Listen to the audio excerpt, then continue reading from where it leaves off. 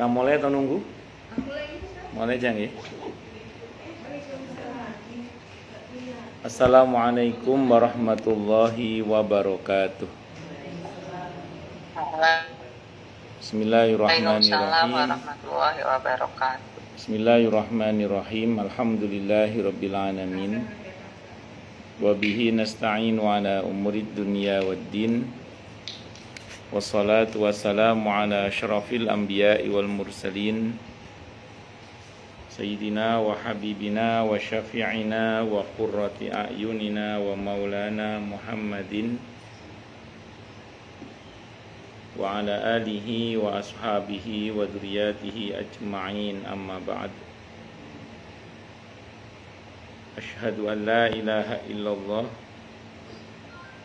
wa asyhadu anna Muhammadar Rasulullah wa ufawwidu amri ilallah innallaha basirum bil ibad.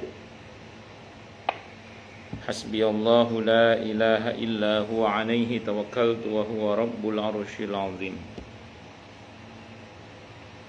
Qala Allah ta'ala fi kitabihil karim hikayatan an nabiyillahi Musa alaihi salam. Rabbi syrah li sadri wa yassir li amri wahlul 'uqdatam min lisani yafqahu qawli. Para asatidah, para ibu-ibu sekalian, hafizani wa hafizakunallah, bil khusus sahibatul bait Ibu Nani Winata dan segenap pengurus Majelis Ta'lim Sabila dan jamaahnya.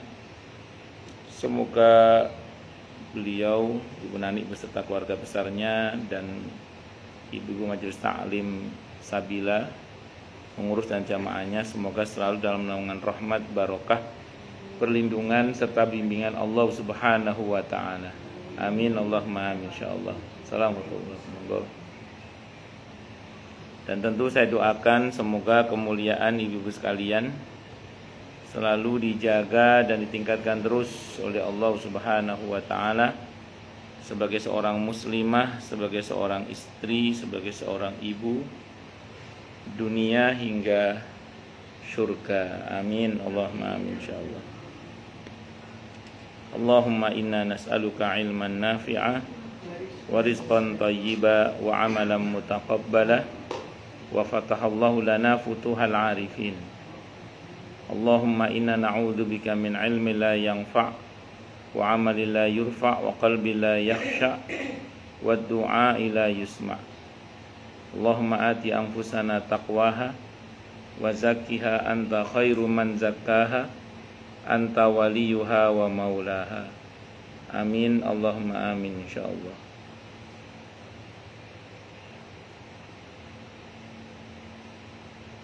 Bentar.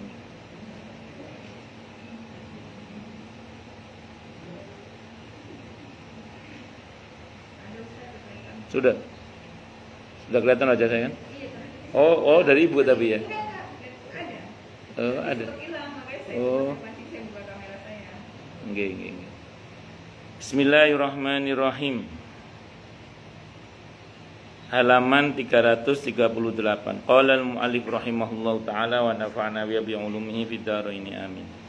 Bismillahirrahmanirrahim. Hikmah pernikahannya dengan Nabi kita Muhammad sallallahu alaihi wasallam, yaitu Zainab binti Jahash radhiyallahu anha.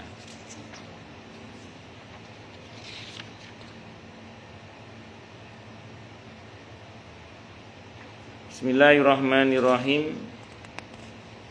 Ibnu Hajar Al-Haytami, Ibnu Hajar rahimahullah bertutur,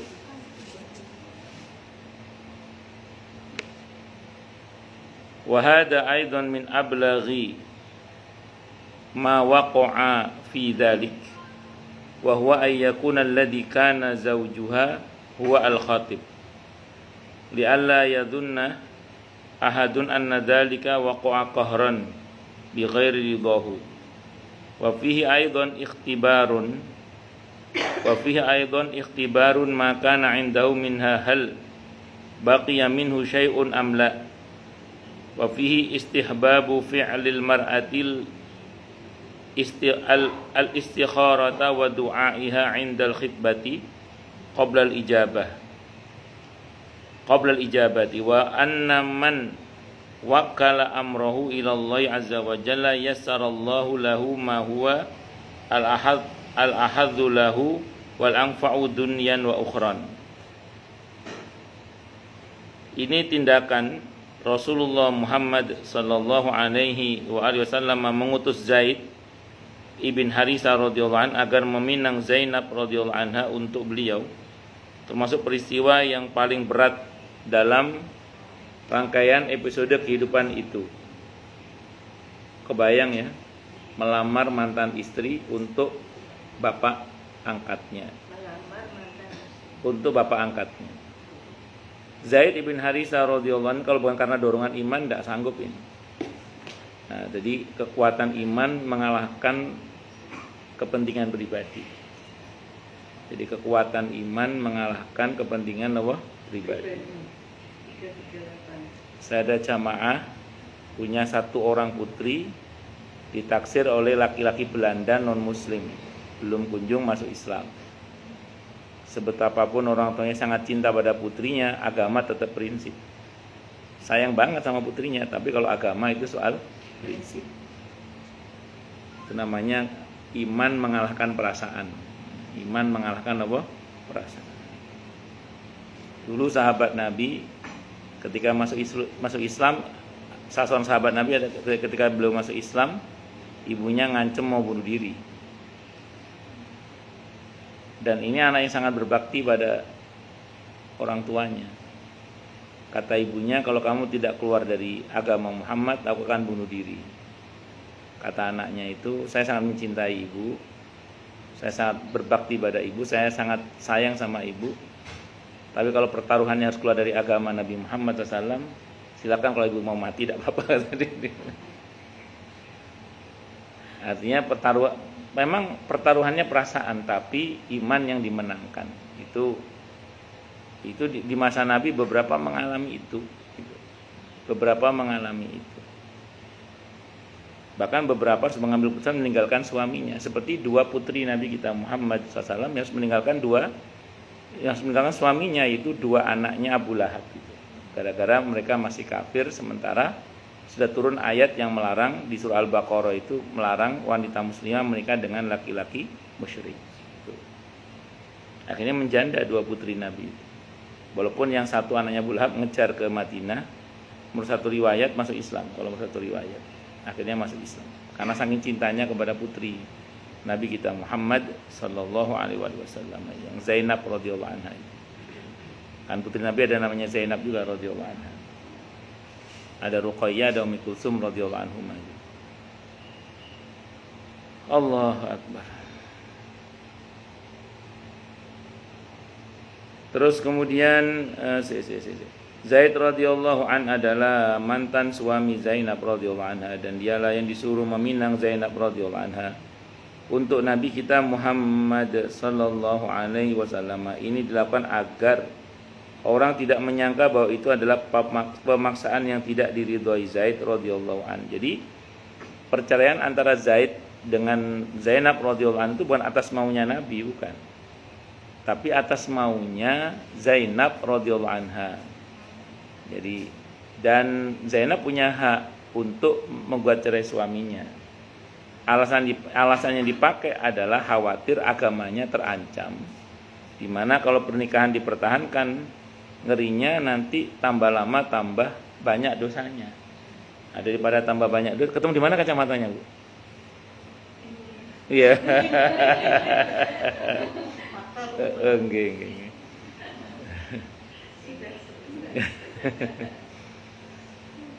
Jadi singkat kata singkat cerita, kalau kita bicara ini, ya jadi memang mereka bercerainya bukan atas intervensi atau paksaan Rasulullah Muhammad SAW. Bahkan Nabi sudah mengatakan pertahankan pernikahanmu, pertahankan pernikahanmu. Jadi tidak ada satupun kalimat dari Nabi sepekatan kono wis. Walaupun Nabi sudah tahu bocoran takdirnya dari Al-Quran, dari wahyu bahwa ini akan cerai. Dan Zainab akan jadi istri Nabi kita Muhammad SAW. Tapi Nabi SOP-nya tetap mengatakan pertahankan pernikahan. Bahwa ternyata takdirnya berkata lain, itu persoalan lain. Karena memang prinsipnya kan ana urid anta turid wallahu fa'alu lima yurid. Saya punya mau, Anda punya mau, yang terjadi adalah apa yang Allah mau. Itu seperti itu.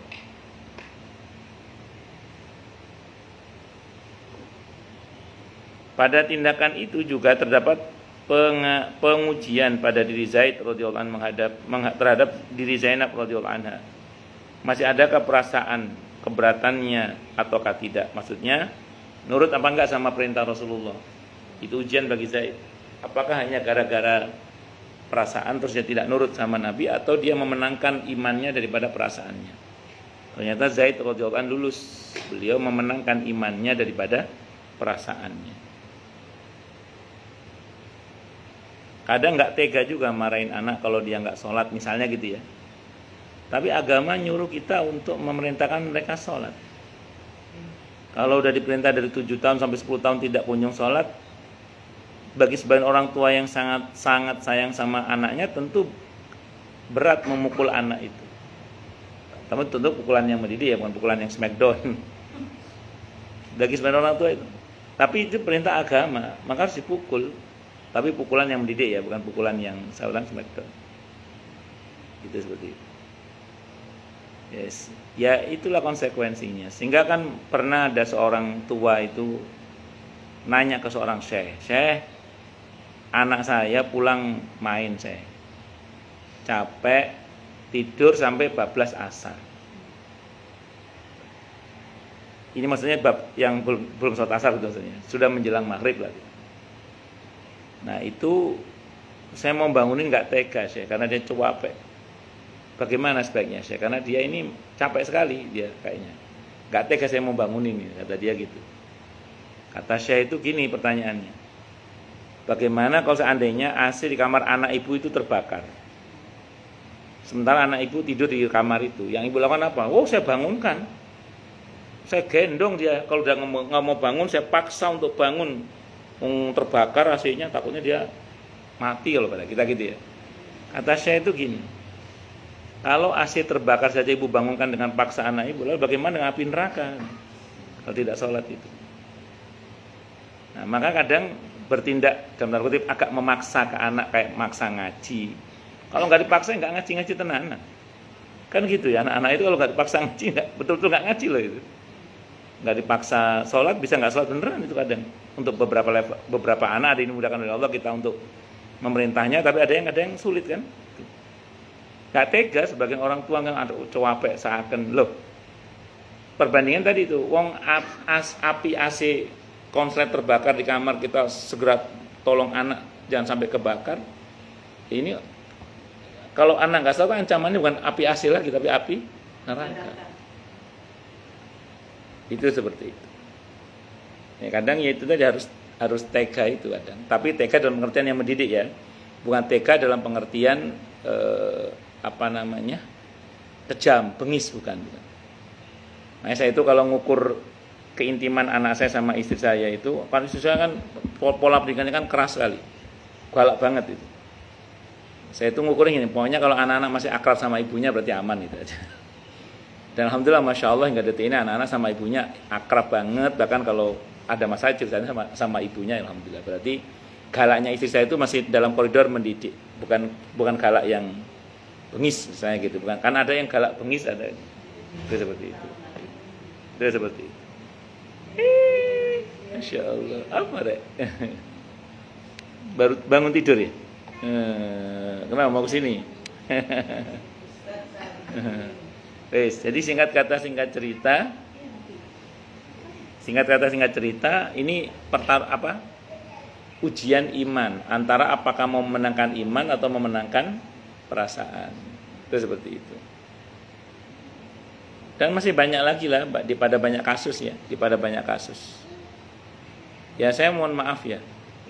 Ini yang saya temui di lapangan ya. Beberapa orang itu karena perasaan akhirnya iman yang dikalahkan, kan ada yang begitu. Atau dibalik, yang demi iman perasaan dikalahkan. Yang betul yang mana? Yang betul ya memenangkan iman mengalahkan perasaan. Kalau harus milih ya, kalau harus milih. Ya tentu semoga kita dimudahkan untuk memilih iman dalam hal ini. Amin Allahumma amin. Laki-laki ya soal pilihan tadi itu. Dan bagi Allah nggak ada kerugian sama sekali andai kan orang lebih memilih perasaannya daripada imannya. Sebagaimana orang yang lebih memilih perasaannya daripada imannya, itu masing-masing kembali pada yang bersangkutan. Tidak kembali kepada Allah, karena Allah kan tidak diuntungkan juga tidak dirugikan dengan ketaatan atau kemaksiatan hambanya. Masing-masing kembali pada hamba itu. Famay ya'mal mithqala dzarratin khairan yara, may ya'mal mithqala dzarratin syarran yara. Itu seperti itu.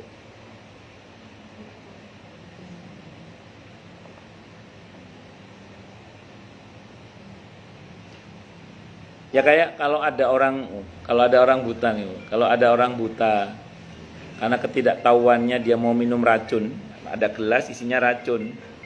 Orang buta itu nggak tahu kalau itu racun. Kalau kita sayang pasti kita ingatkan kan, Pak racun Pak. Karena dia nggak tahu buta, kita ingat karena kita peduli, karena kita sayang.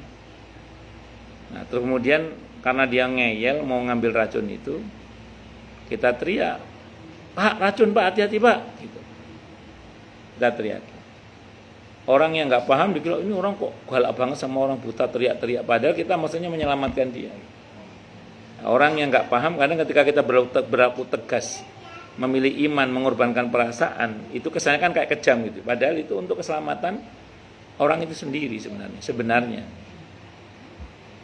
Allahu Akbar. Saya punya jamaah itu anaknya itu menyatakan ke ibunya jadi ateis.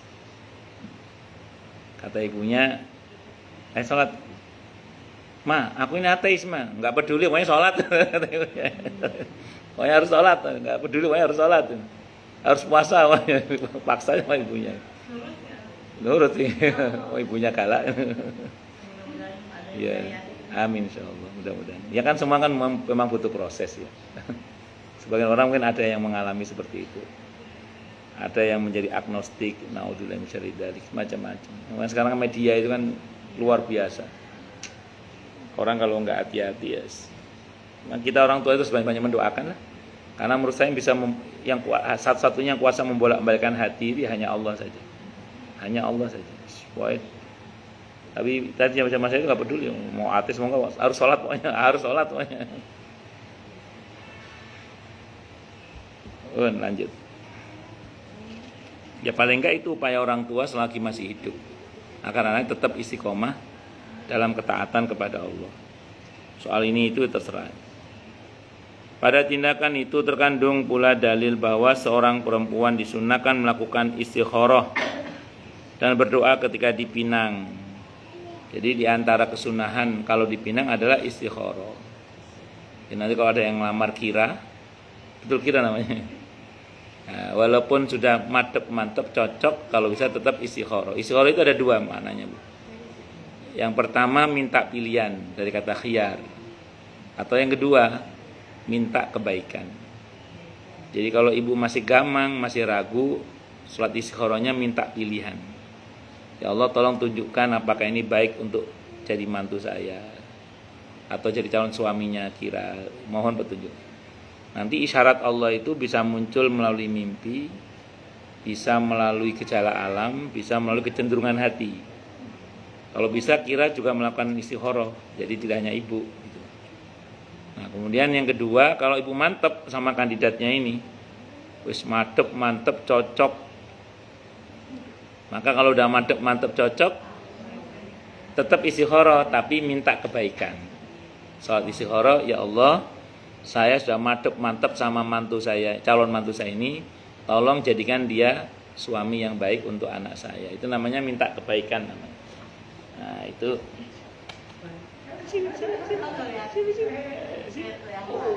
Terbang, lulu terbang. Iya, itu seperti itu. Nah, jadi ada kalanya minta kebaikan, ya udah, ya kan. Ya, ada kalanya naik kuda, ada kalanya minta kebaikan, ada kalanya minta pilihan. Itu seperti itu. Itu istikharah, jadi sunnah nggak istikharah. Insyaallah ma khaba man istakhara, tidak akan kecewa orang yang istikharah. Jadi jawaban istikharah itu bisa kadang melalui mimpi, bisa kadang melalui gejala alam. Gejala alam itu contohnya nggak tahu gimana ceritanya, kalau memang bukan jodoh itu sulit aja, ada aja halangannya, banyak sekali halangannya misalnya. Tapi kalau jodoh nggak tahu gimana Allah mudahkan, karena diantara tanda kalau ditakdirkan adalah Allah mudahkan. Ya kalau udah takdir ini tahu-tahu sat gitu, nggak menye ya, sat nggak menye. Terus kemudian atau melalui kecenderungan hati yang tadinya gamang karena pikirannya pengen jalan-jalan ke luar negeri aja misalnya, pengen kuliah ke sana, tiba-tiba Allah rubah pikirannya, tiba-tiba mantap mau nikah aja, wah misalnya. Nah, kalau Allah berkehendak kan nggak ada yang sulit. Ya. Kalau Allah bolak-balik hatinya Bella juga gampang, kalau tiba-tiba Allah pertemukan jodohnya kan, gitu benar ya. Mudah-mudahan ya, amin insyaallah, mudah-mudahan. Kalau Allah berkehendak nggak ada yang sulit. Makanya mohon pada Allah. Lanjut, istikharah namanya. Sebelum dia menjawab, istikharah terlebih dahulu. Bahwa siapa saja yang menyerahkan urusannya kepada Allah Subhanahu wa taala, maka Allah akan memberinya kemudahan untuk mengerjakan sesuatu yang lebih besar bagiannya bagi dia dan lebih banyak manfaatnya baginya di dunia dan di akhirat. Jadi istikharah ini bagian dari menyerahkan keputusan kepada Allah. Hasbunallah wa ni'mal wakil. Ya, tapi saya ulang tadi, istikharah ada dua ya, minta dipilihkan atau istikharah itu minta kebaikan kepada Allah. Ya Allah, hamba mantap sama ini, mohon kebaikannya. Mohon kebaikannya. Kita mohon pada Allah.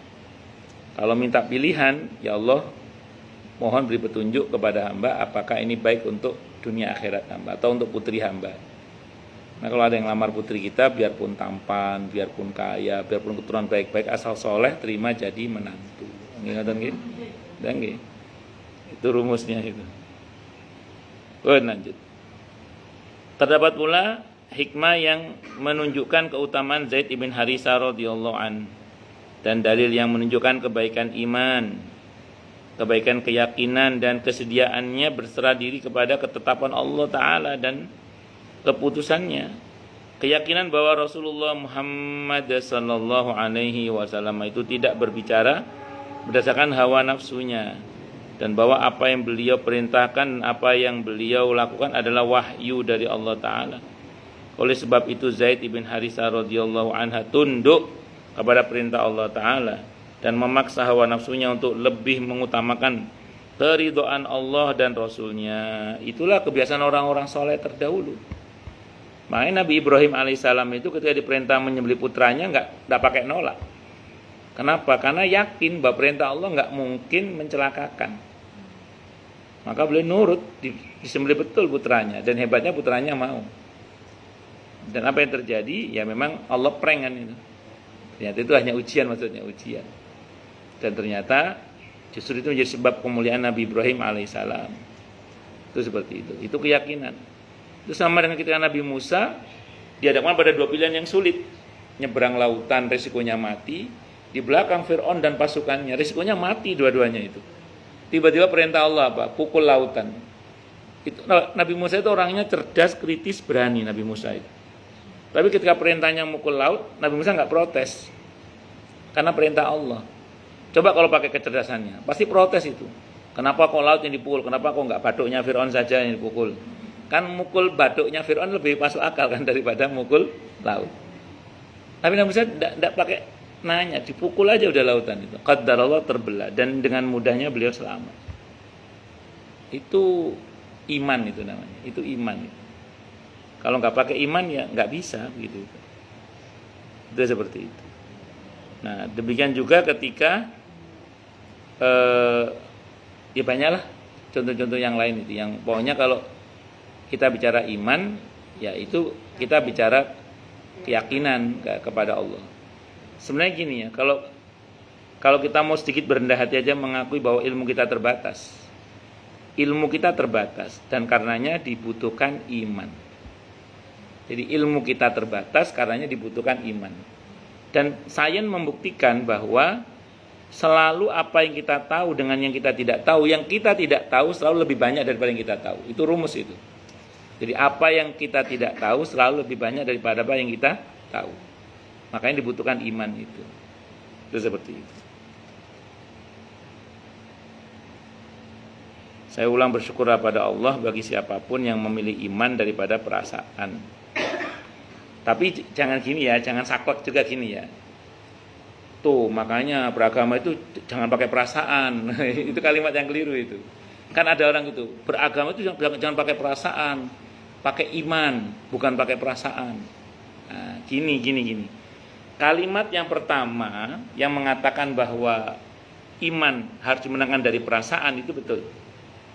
Tapi kalimat berikutnya mengatakan beragama nggak usah pakai perasaan, itu kalimat yang salah. Kenapa? Karena dalam agama itu perasaan tetap dipertimbangkan. Oh, kok bisa gitu Ustaz? Contoh. Ini contoh. Ketika Abu Lahab masuk Islam, ketika Abu Lahab putrinya masuk Islam, namanya Darrah radhiyallahu anha. Itu Nabi dalam sholat kalau ngimami itu tidak pernah, kenapa Bu sakit? Oh, saya pikir sesak nafas enggak? Enggak, kali butuh nafas.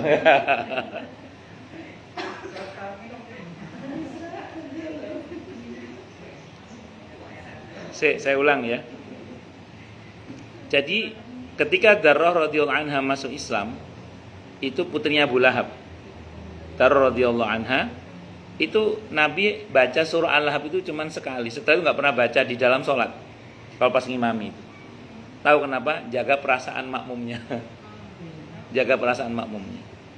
Karena putrinya Abu Lahab kan masuk Islam. Kan sering jadi makmum kan. Nah, kalau Nabi ngimami itu hanya sekali baca surah Al-Lahab, itu nggak pernah baca lagi dalam sholat. Jaga perasaan putrinya. Terus ketika Ikrimah, anaknya Abu Jahal masuk Islam, itu Nabi juga wanti-wanti kepada para sahabat. Kalau ada Ikrimah jangan ngobrolin soal Abu Jahal.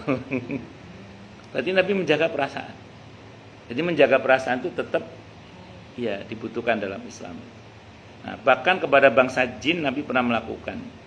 Ketika suatu saat Nabi dalam safar perjalanan, kemudian sahabat Bilal mau adzan, kata Nabi jangan di sini. Di sini banyak jin kafir. Kita pindah ke sana aja. Menjaga perasaan mereka. Nah, itu menunjukkan bahwa Nabi itu menjaga akhlak bahkan kepada bangsa jin. Tapi gara-gara itu kan akhirnya bangsa jin banyak yang masuk Islam. Nah, itu seperti itu. Kalau konteksnya dengan manusia gimana? Dengan manusia, baik. Satu daerah kebanyakan lebih dominan agama lain gitu. Sudah? Ya. Tradisi gitu. Ya. Kita kan kalau secara sosial tetap harus baik pada semuanya. Secara sosial. Azan gitu. Di mana kita minoritas gitu maksudnya. Ya hargai, tempat hargai. Ya volume speakernya kan bisa suara dalam, nggak harus suara keluar. Adzan tetap dikumandangkan, tapi tidak harus menggunakan suara luar. Ya. Bahkan ketika kita mayoritas pun sebenarnya suara adzan pun itu volumenya harus diindahkan sebenarnya, agar supaya orang tertarik untuk masuk Islam. Jadi adzan itu diperindah. Tidak apa-apa, tetap di luar suaranya, tapi diperindah volumenya yang sekiranya tidak mengganggu. Ya, kenapa? Sebab rumah ibu susah diagunkan di bank kan gara-gara dekat masjid kan. Karena kebanyakan di Indonesia orang kalau rumah dekat masjid katanya ya bla bla bla bla itu. Ya, makanya kalau bisa pihak masjid itu volume apa nama itu? Toa. Iya, toanya dan diatur supaya bagus suaranya itu loh. Supaya bagus suaranya. Berarti kan kita tidak bertetangga dengan orang muslim. Kalau guguknya bunyi kita juga maklumin ya. Nah, iya, enggak maksud saya. Bukan hanya 5 waktu. Iya, setiap saat. Iya. Enggak maksud saya gini, Bu. Bukan meniadakan suara adzan, bukan. Tapi mengatur volume supaya suara adzan itu iya. Dalam arti indah suaranya gitu loh. Suaranya bagus, iya. Makanya kan supaya orang tertarik untuk masuk Islam itu. Bapak Alun itu Yusuf Hamka itu masuk Islam kan gara-gara adzan itu. Ibunya sakit satu saat. Tentu semua dengan izin Allah ya. Ibunya sakit, kata dokter suruh bed rest selama 3 hari. Kalau enggak takutnya stroke ibunya itu. Maka dia menghadap ke Pak Haji di KM Masjid. Pak Haji, boleh enggak, karena rumahnya dekat masjid rupanya, boleh enggak selama 3 hari volume adzan di masjid dikecilkan karena ibu saya harus istirahat.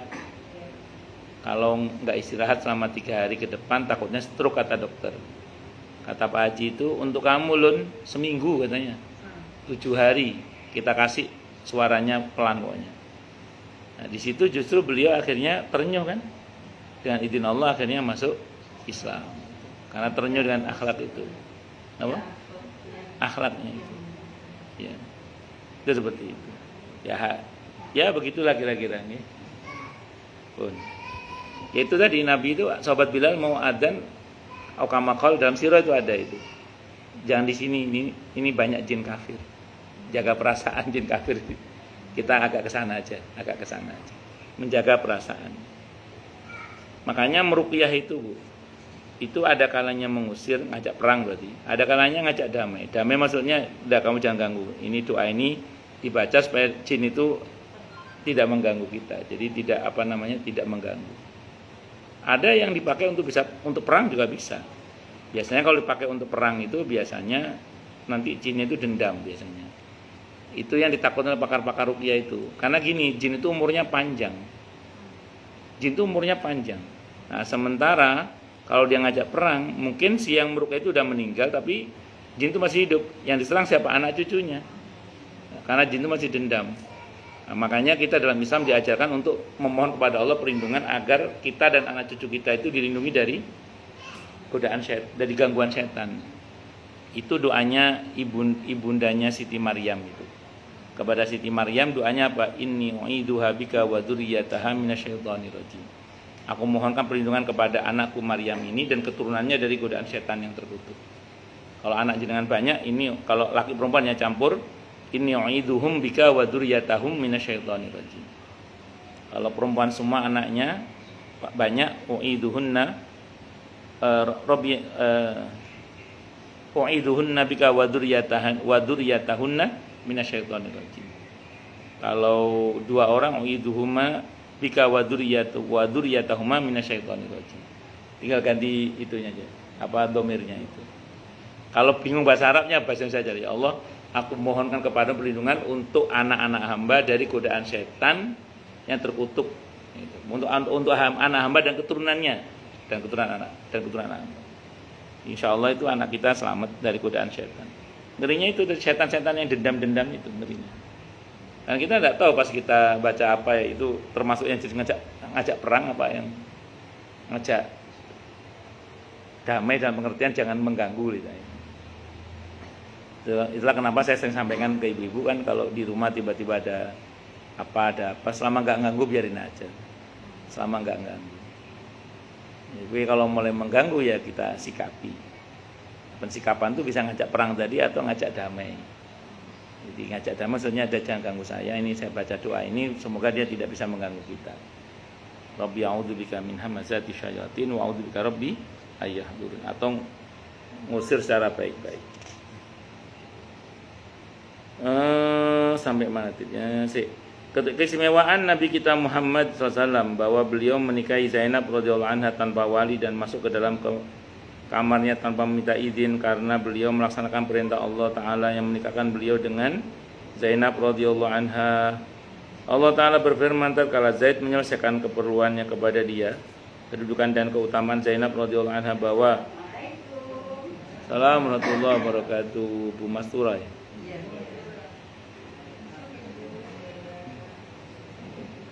Monggo Bu Mastura. Tatkala Zaid menyelesaikan keperluannya kepada dia, kedudukan dan keutamaan Zainab radhiyallahu anha bahwa Allah Subhanahu wa taala memilihnya sebagai istri nabinya dan Allah Subhanahu wa taala pula yang menjadi wali dari pernikahannya. Allah Subhanahu wa taala mengistimewakannya dibandingkan semua wanita di seluruh dunia. Tapi ini khusus untuk Muhammad Rasulullah SAW. Kalau Muhammad Subhan tidak boleh. Hanya satu-satunya istri yang Iya, dinyatakan oleh Allah secara langsung. Allah langsung walinya. Saksinya malaikat Jibril. Sepenggal episode kehidupan itu juga berisi dalil disunahkannya menyelenggarakan walimah dan hadirnya orang-orang sebagaimana perintah yang disampaikan Rasulullah Muhammad sallallahu alaihi wasallam kepada Abdurrahman ibn Auf radhiyallahu anhu. Selenggarakan walimah walau hanya dengan menyembelih seekor kambing. Walimah itu apa? Walimah itu undangan makan-makan. Itu walimah. Ya, dalam Islam walimah yang disyariatkan itu pertama walimatul urus. Walimatul arus atau walimatul nikah. Pernikahan itu sunnah itu. Jadi pernikahan itu diumumkan, bukan dirahasiakan. Tapi bukan dipamerkan juga. Karena ada yang pamer. Ya, yang betul adalah nikah itu diumumkan. Pengumumannya itu melalui walimah itu. Yang kedua dalam Islam termasuk walimah yang disunahkan, yang disyariatkan adalah walimah menempati rumah baru. Namanya wakiroh namanya. Wakiroh. Kalau walimatul nikah kan walimatul arus. Walimatul arus itu. Berarti dijawab dari Ustaz. Napa niku? Kalau tempat di rumah Baru. Nggih, itu dalam fikihnya namanya wakiroh namanya. Ya, walimah menempati rumah baru namanya wakiroh. Ya, syukuran. Inti dari walimah itu makan-makan. Jadi ngundang orang untuk makan-makan.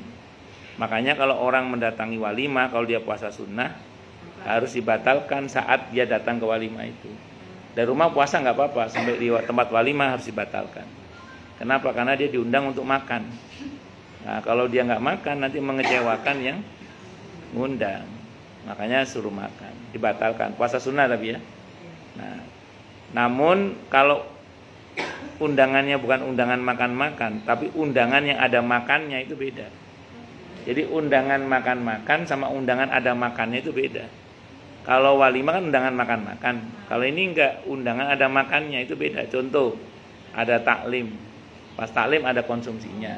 Nah, itu kita boleh tetap puasa. Kenapa? Karena bukan undangan makan, undangan taklim.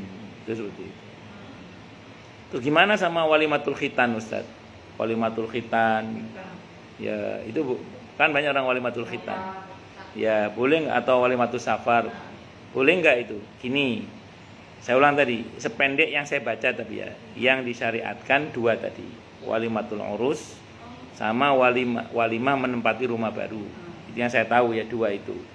Yang lainnya itu tidak disyariatkan secara khusus. Tapi ada di fikih dan di hadis itu bab tentang walimah yang intinya satu, makan-makan. Intinya itu makan-makan. Jadi ada di fikih atau di hadis itu bab tentang walimah yang intinya satu, makan-makan itu. Jadi kalau menghitankan anaknya, ngundang orang makan-makan, ini boleh-boleh saja muamalah. Makan-makan kan muamalah. Muamalah itu hukum asalnya apa?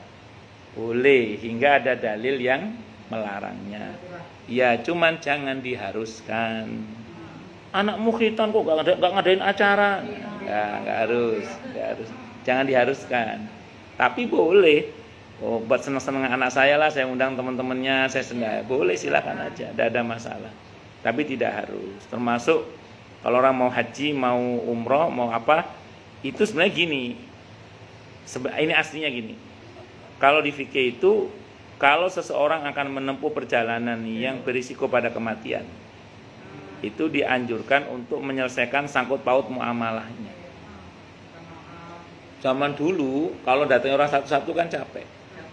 Biar simple, dikumpulin aja tetangga udah. Nah, itu dia pidato, saya mau haji, titip keluarga saya, bahasa gitu. Terus kalau ada sangkut paut muamalah, kalau saya meninggal nanti silakan hubungi anak saya, bla bla. Gitu maksudnya itu. Iya, jadi enggak harus sebenarnya. Maka memang enggak boleh mengharuskan. Di Jawa Timur itu ada acara walimatul safar itu yang lebih besar biayanya daripada biaya hajinya. Iya itu. Iya. Dan itu kalau nggak melakukan dikecam, itu yang nggak boleh, yang begitu itu. Mengharuskannya itu yang nggak boleh.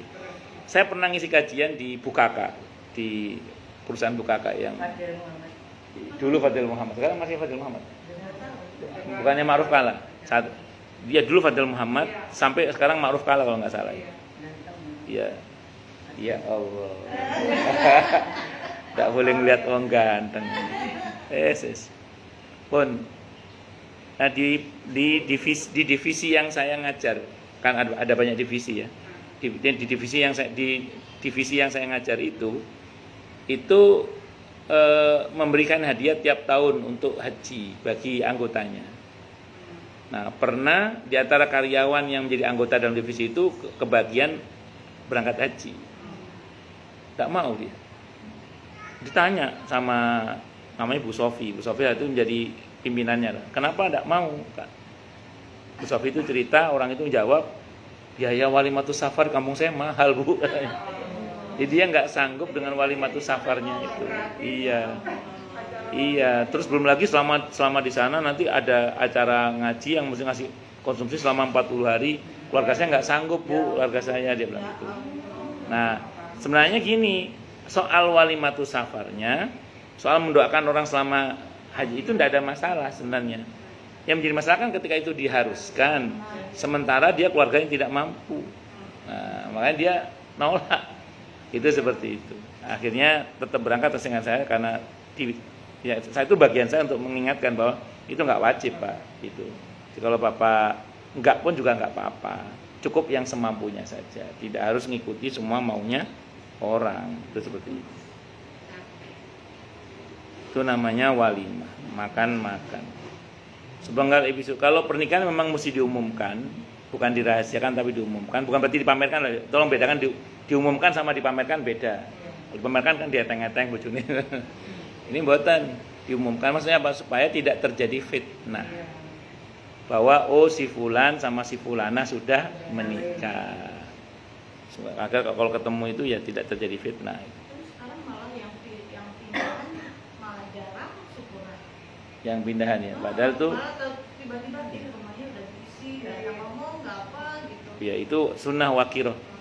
Sunnah mengadakan walimah menempati rumah baru. Namanya wakiroh. Kalau dalam fikih itu namanya wakiroh. Ada ini bacaannya apa amalannya atau hanya Kalau secara khusus tidak ada, kecuali tasyakuran itu. Tapi kalau mau diamalkan di dalamnya, dibacakan suratul Baqarah misalnya. Al-Baqarah. Misalnya kita undang berapa orang, Al-Baqarah Ibu ayat 1 sampai 20, ini 21 sampai 286 itu kebaca semua. Ya. Khusus saja misalnya ayat kursi sama Tidak ada masalah, tidak ada masalah juga, tidak ada masalah. Ya, tapi intinya acara khususnya sih nggak ada sebenarnya. Tapi kalau mau meruqyah rumah kan, di antara ruqyahnya rumah itu adalah membaca surah Al-Baqarah. Kalau baca sendiri kan berat, patungan itu rame-rame. Satu, yang kedua ditegakkan sholat sunnah di dalamnya. Terutama kalau perempuan boleh sholat fardu sekalian. Tuh. Terus yang terakhir ya makan-makan. bukan ada tambahan lagi Ustaz? Apa? Jamis. Saya belum tahu kalau itu. Tapi intinya itu. Kalau meruqyah rumah Al-Baqarah atau sebagian surah-surah tertentu, ayat-ayat tertentu silakan, tidak ada masalah. Tapi intinya makan-makan ini. Ya. Hikmahnya apa wakiroh menempati rumah baru itu kok ada tasyakurannya. Pertama ya kalau di situ kalau ada apa-apa kan biar tersterilkan dengan kegiatan itu. Satu, yang kedua supaya orang lain kalau mau nagih utangnya biar tahu bahwa dia udah pindah rumah jadi. Ya, nggih, siapa? Oh, Bu Ratna, nggih monggo Bu Ratna. Yang mau nanya Bu Ratna monggo. Assalamualaikum Ustaz. Waalaikumsalam Ya, warahmatullahi Ustaz, wabarakatuh. Terdengar Bu, nggih, terdengar. Ya. Ustaz, kalau tadi untuk yang walimah pindah rumah itu yang diundang, apakah harus tetangga sekitar ya Ustaz? Kan kita sebagai penghuni baru belum kenal ya dengan tetangga sekitarnya. Ada ketentuan harus itu atau siapapun aja yang kita undang? Bagus.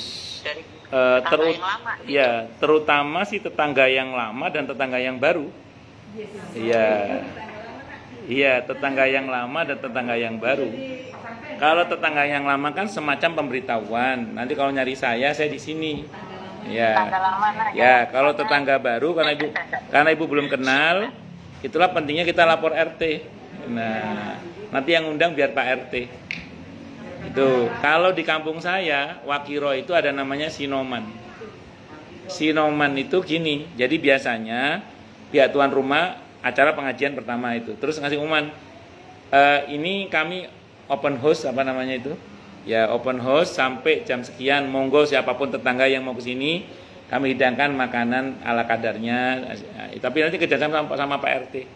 Jadi tetangga bisa datang satu persatu, tidak harus bareng-bareng, apalagi kalau ada yang beda keyakinan misalnya. Tapi acara pertamanya biasanya pengajian itu biasanya dibuka. Terus ada open house ya selama sampai jam sekian misalnya. Nggak harus 24 jam. Sampai jam sekian nanti kita akan terima tamu, siapapun boleh datang.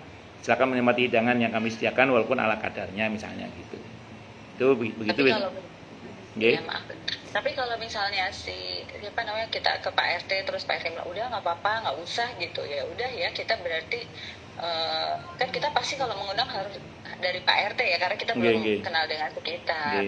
Cuma Pak RT-nya mungkin sibuk, tetangganya juga mungkin dia rasa sibuk, jadi ya udah nggak apa-apa, silakan saja gitu. Ya sudah, ya nggak apa-apa, nggak harus ibu, memang nggak harus. Kalau memang lingkungannya tipe lingkungan yang nggak sama dengan Bumi Malaka Asri, lingkungannya tipe yang nafsi-nafsi, ya sudah, nggak usah dipaksakan. Gitu. Kayak nggak usah jauh-jauh di lingkungan saya Harapan Indah itu aja susah banget ngumpulin warga itu. Bukan hal yang mudah. Ngasih nggak apa-apa, ngasih aja, ngasih kirim ke tetangga.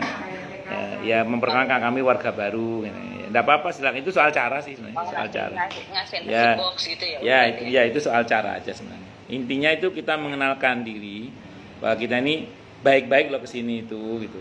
Kan sebagian orang kan kalau nggak ngomong-ngomong kan orang bertanya-tanya ini siapa gitu.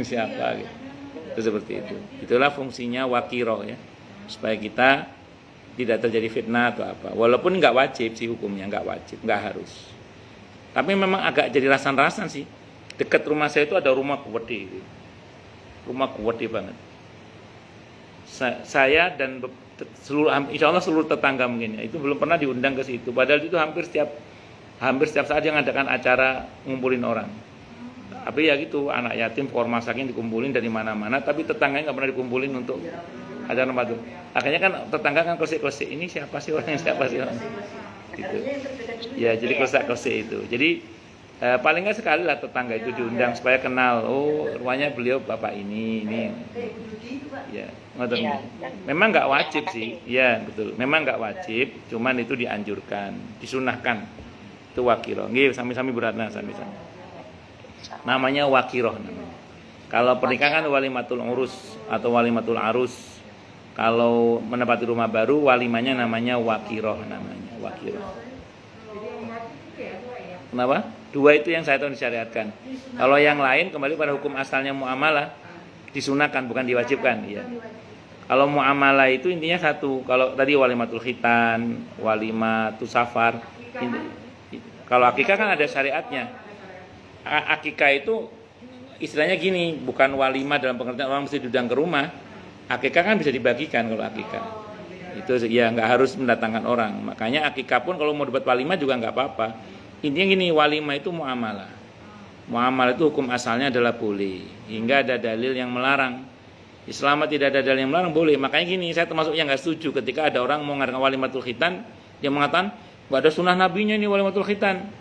Loh, walimah sendiri itu sunnah, walimah sendiri itu. Makanya saya bilang tadi di hadis itu ada bab tentang walimah. Walimah secara umum ya, yang intinya itu makan-makan, yang intinya itu. Itu seperti itu. Jadi walimah itu kebiasaan Nabi dan para sahabat radhiyallahu anhum. Itu kebiasaan Nabi dan para itu walimah. Tuh, jadi walimah itu intinya apa tadi? Makan. Jadi kalau nggak ada makannya bukan walimah namanya. jadi namanya walimah itu makan. Iya. Itu seperti itu. Makanya kasih ruang di perut untuk kosong supaya bisa makan. Kalau di rumahnya Bu Ria ini Bu Ria Mirnawati.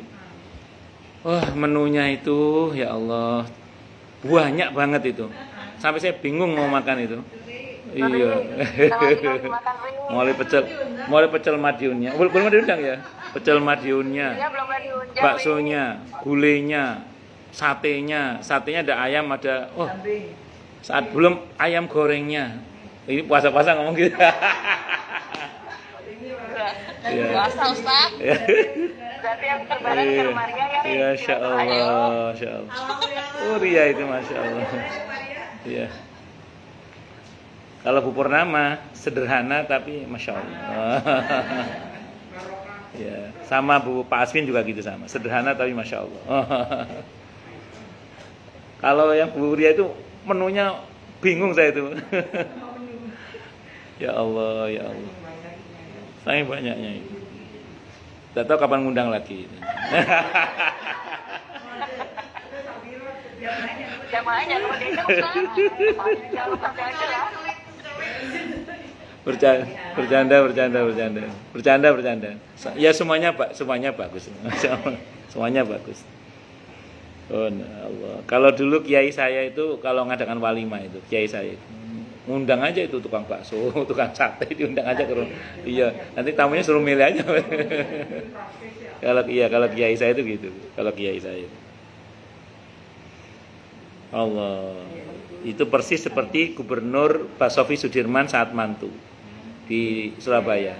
Ya dia panggil itu semua pedagang-pedagang di gedung Gerahadi itu. Tamu undangan suruh terus plus rakyat suruh makan wis sapuas-puase itu yang bayar ya Pak Sofi Sudirman saat itu pas mantu. Iya. Kenapa? Sama nggih. Oh. Jadi di alun-alun tuh semua pedagang kaki lima Diundang Masya Allah. Iya Pak Sofi Sudirman yang nyanyi. Tidak semua laki-laki bersalah. Lanjut. Sepenggal episode kehidupan itu juga berisi dalil disunahkannya menyelenggarakan walimah dan hadirnya orang-orang sebagaimana perintah yang disampaikan Rasulullah Muhammad sallallahu alaihi wasallam kepada Abdurrahman ibn Auf radhiyallahu an. Selenggarakan walimah walau hanya dengan menyembelih seekor kambing. Dalam bangsa Arab, menyembelih seekor kambing itu sederhana sekali karena orang Arab satu kambing bisa dimakan hanya dengan 4 orang. Bolehnya seorang istri menunjukkan cinta dan kasih sayangnya kepada suami untuk menambah kuat pertautan dua hati, merealisasikan elemen cinta, ketenangan dan kasih sayang. Inilah adab ilahi. Jadi Zainab radhiyallahu anha itu sering membanggakan, tidak menampakkan kebahagiaannya karena telah dinikahi oleh Rasulullah Muhammad SAW. Jenengan itu tunjukkan bahwa itu bahagia jadi istrinya Pak Dudi itu bahagia, tunjukkan bahwa jenengan itu bahagia jadi istrinya Pak Agus itu, jadi istrinya Pak Oktavian, jadi istrinya Pak Joko itu bahagia, tunjukkan kebahagiaan itu supaya suami ya ikut bahagia. Oh, bojoku seneng dadi bojoku biar kayak ada ketertautan rasa itu loh. Pokoknya buat ketika suami di dekat Anda itu seolah-olah hanya dia yang tampan. Oh, hanya dia yang gagah, hanya dia. Ngoten gitu, gantung duitnya. Tergantung transferan, napa?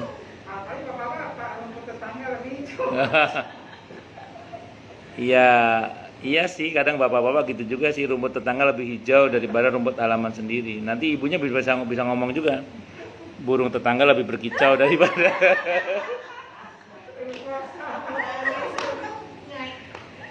Wes, balik. Wes. Tapi rumput tetangganya plastik. Ternyata iya palsu.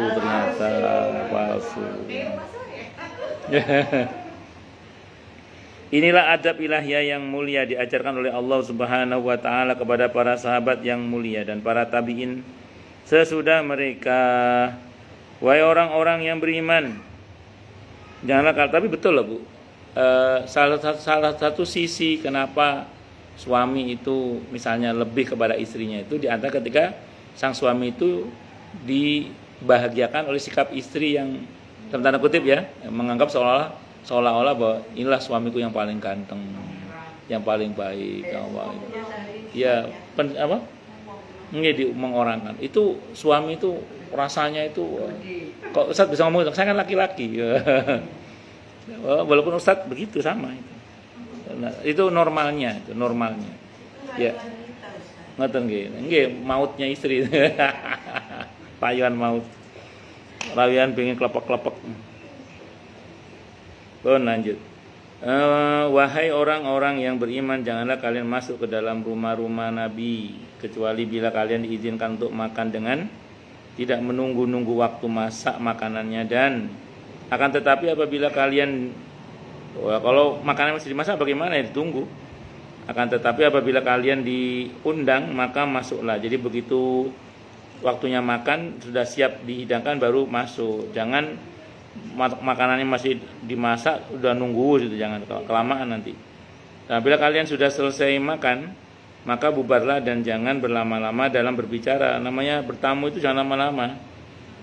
Kalau mau nginep bertamu itu maksimal 3 hari. Lebih dari 3 hari namanya kos. Sesungguhnya yang demikian itu, ini terjemahan dari surah Al-Ahzab ayat 53 ya. Sesungguhnya demikian itu mengganggu Nabi. Lalu beliau malu kepada kalian, sedang Allah tidak malu dalam kebenaran. Pada ayat ini terdapat adab meminta izin, adab berkunjung, adab undangan, dan adab berkumpul untuk menyantap makanan, serta dihilangkannya keberatan dari diri tuan rumah untuk mempersilahkan para undangan meninggalkan tempat sesudah mereka menyantap makanan. Jadi gini ya, dalam bertamu itu ada adabnya. Kalau tamu tidak memenuhi adab ini, tuan rumah berhak menolak tamu itu. Jadi gini, saya mau terangkan dulu. Kita sebagai tuan rumah itu punya 2 hak, menerima atau tidak menerima tamu. Jadi kalau tamu itu dirasa bagi kita mengganggu, kita punya hak untuk tidak menerima. Apalagi tidak ada janji sebelumnya. Jadi kita punya hak menolak. Jadi jangan salah, tuan rumah punya hak menolak tamu dalam pengertian tidak membukakan pintu. Kenapa? Karena tidak ada janji. Yang kedua mengganggu, apalagi mengganggu. Itu rumus itu. Dan tidak berdosa kita karena itu. Nah, nggak berdosa karena itu. Jadi kita kenapa? Ya biarin aja, itu urusan dia. Kemudian kita nggak usah buka. Ya. Ya kalau ibu tega, kalau ibu gak tega ya dibuka atau dengan segala konsep.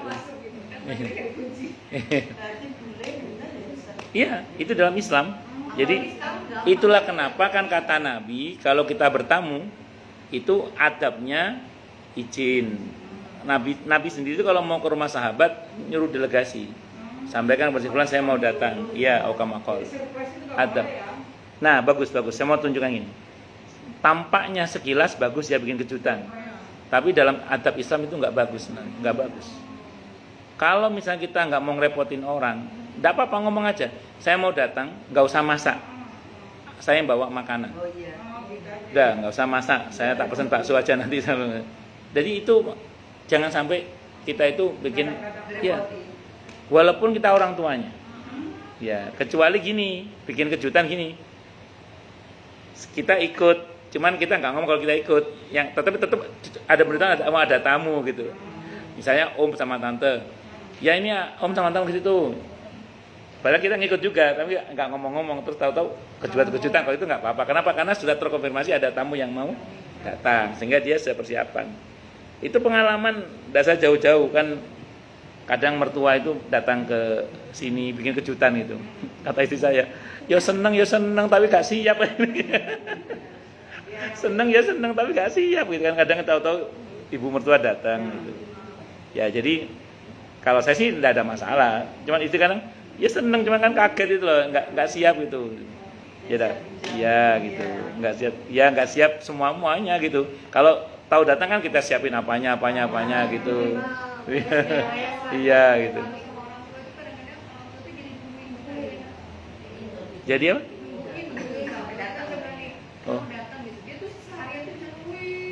Kok nggak datang gitu ya?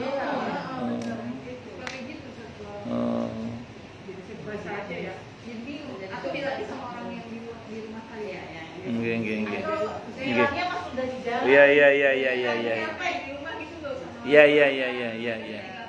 Iya.